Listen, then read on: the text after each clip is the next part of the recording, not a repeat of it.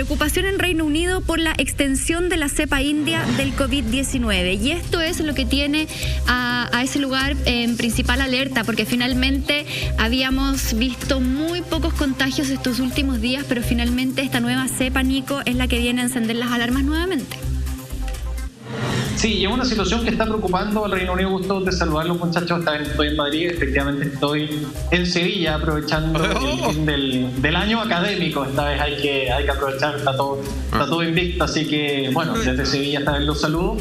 Es preocupante lo que está pasando en el Reino Unido porque nosotros lo conversábamos en un par de programas. Por ejemplo, en marzo estamos viendo cifras diarias de contagios, por ejemplo, 200 contagios diarios en el Reino Unido, que era muy bajo, y nosotros hablábamos, claro, de este plan de vacunación, la trazabilidad, el testeo y el aislamiento que estaban funcionando muy bien, las cuarentenas estrictas estaban funcionando muy bien en el Reino Unido, y el proceso de vacunación sigue en pie firme. De hecho, hay una desescalada que sigue avanzando en el Reino Unido, pero lo que más se está preocupando de todas maneras es el avance de esta cepa india, que vamos a estar hablando, que incluso ya le están cambiando el nombre por parte de las autoridades de la Organización Mundial de la Salud para no estigmatizar, pero lo cierto es que en el Reino Unido ya más o menos más del 50, cerca del 60-70% de los casos del Reino Unido ya tienen que ver con esta variante india, y es lo que preocupa en el resto de la Unión Europea, porque sabemos que están a puertas de, bueno, ya está completamente aprobado este certificado, este pasaporte COVID, que va a comenzar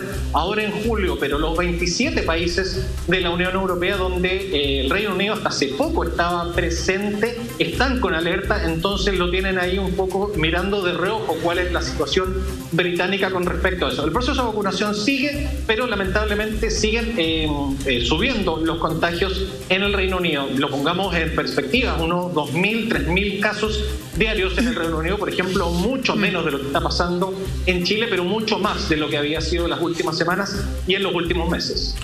Nico, a ver, queremos ir un poco al tema dada la situación que tú nos explicabas, con respecto al atraso de la potencial apertura de Reino Unido. De hecho, esto es lo que nunca logro entender bien con respecto a la cepa que proviene de la India, entendiendo que alguna vez ese país asiático estuvo bajo el yugo de Inglaterra.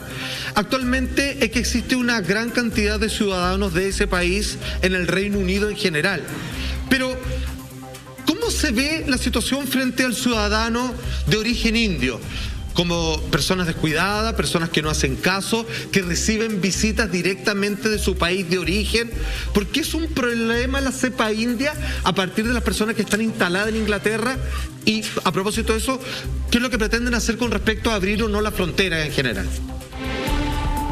Se ha hablado de ciertos casos de discriminación de todas maneras, por eso estamos hablando de que estas variantes ya ni siquiera van a ser del país, supuestamente el país de origen, sino que, por ejemplo, van a tener letras griegas, pero eso tiene que ver un poquito con lo que están sintiendo, y hay que recordar, por ejemplo, lo que pasaba hace unos meses en Estados Unidos, esta campaña del Stop Asian Hate para detener el odio hacia las personas de origen asiático, porque muchos estadounidenses erróneamente, obviamente, culpaban a los ciudadanos por su origen asiático, los culpaban un poquito por eso. Hay una relación de todas maneras, tú lo decías bien, Juan Andrés, con respecto a lo que pasa entre el Reino Unido, la relación que hay con la India. Eso es lo que está preocupante, y eso es lo que también ven con ojos de preocupación en el resto de la Unión Europea, porque hay una movilidad que, entre comillas, nunca se ha detenido, y eso es lo que podría explicar que en el Reino Unido, más allá que en otros países, hay que recordar que hace unos meses estamos hablando de la variante británica. Ahora la variante británica lo que predomina es la variante india, que vamos a ver ya ha cambiado de nombre, o que quieren que cambie de nombre, pero eso es lo que mantiene en alerta a las autoridades, que, recordemos, sigue el proceso de vacunación. Los contagios son muy bajos, en comparación con Chile, por ejemplo, pero de todas maneras han ido aumentando en el último tiempo.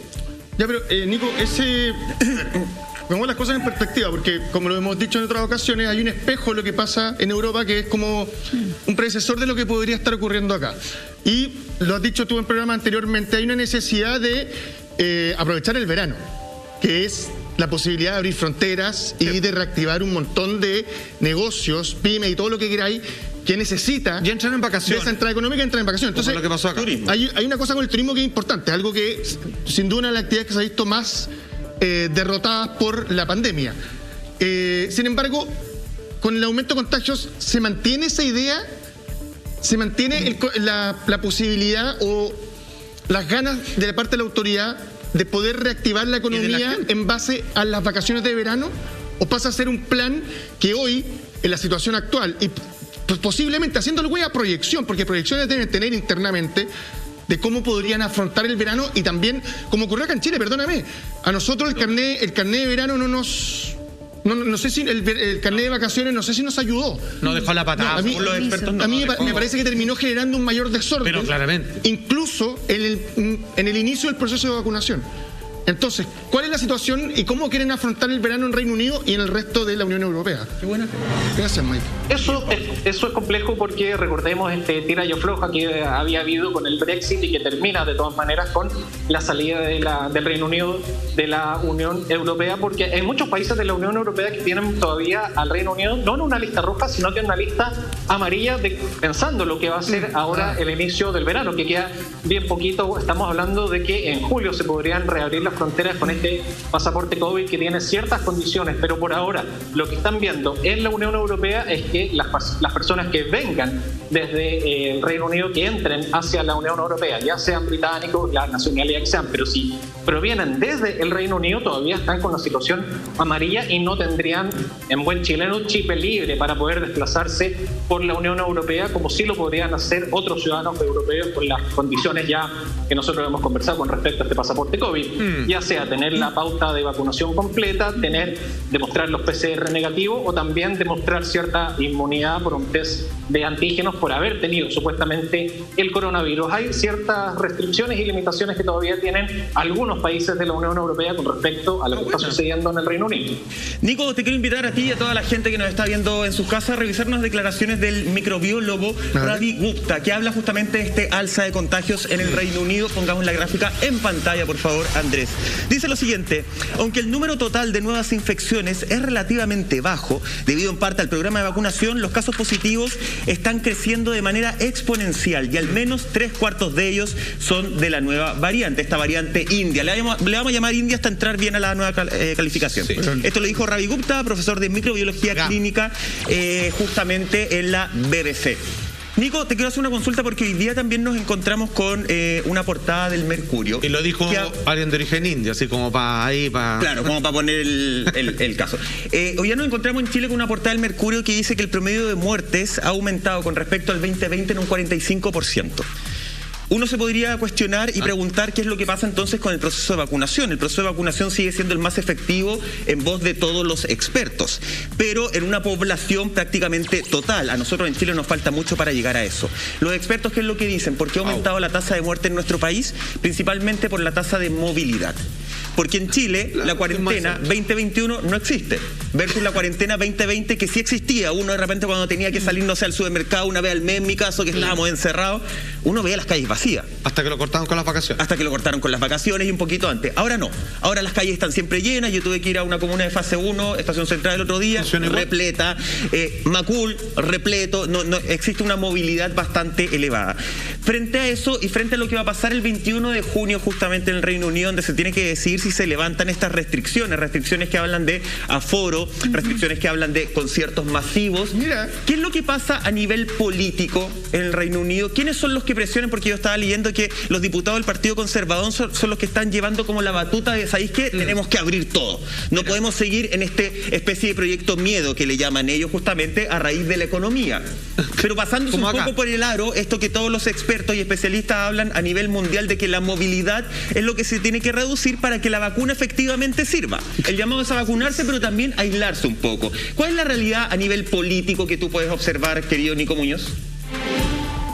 Es el leitmotiv que ha pasado en Europa, ha pasado en Estados Unidos, lo hemos visto en Chile. Hay ciertos sectores, principalmente los sectores más conservadores o las personas que un poco predominan, un poco podríamos decir, la economía por sobre la salud. Hemos escuchado de sobre estos argumentos que no vale de nada cuidar la salud si las personas cuando termine supuestamente esta pandemia no van a tener la economía suficiente para poder solventar los efectos económicos que de todas maneras no podemos desconocer qué ha traído la crisis del coronavirus. De todas maneras, pero a nivel político existe ese muñequeo de que los sectores, principalmente los sectores conservadores o las personas que apelan por la economía, están un poco por abrir. Yo les recordaba lo que pasa en España, que la presidenta de la Comunidad, Isabel Díaz Ayuso, del Partido Popular, de centro derecha, apelaba a esta libertad y con eso había ganado mucho voto joven, porque muchos jóvenes querían recuperar esta bien cuestionada y manoseada libertad que nosotros la otra vez veíamos ahí, estos festejos en la Puerta del Sol. Eso es más o menos las dos almas con las que se está más o menos conviviendo la pandemia aquí en Europa.